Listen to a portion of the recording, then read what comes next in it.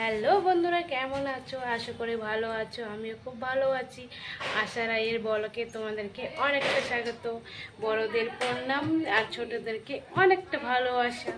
তো আজকে হচ্ছে সোমবার আজকে হচ্ছে দিওয়ালি। সবাইকে জানাই শুভ দিওয়ালি।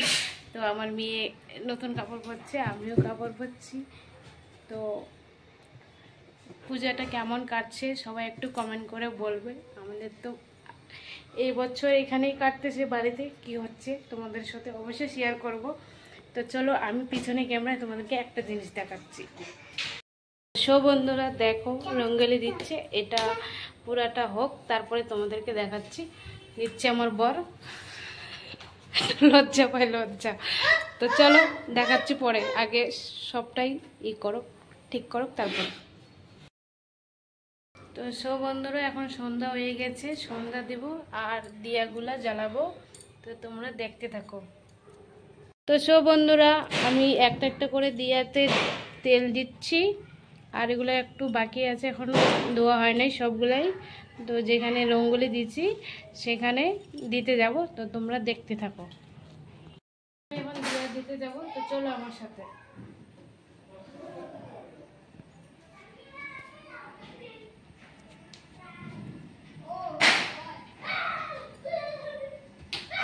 তোমরা তো দেখছো তখন বন্ধুরা, তো আমার বর তখন রঙ্গোলি দিচ্ছিল, তাই আমি প্রদীপ চারদিক দিয়ে দিলাম। তো কেমন লাগছে ফাইনাল লুকটা, তো একটু কমেন্ট করে বলবে।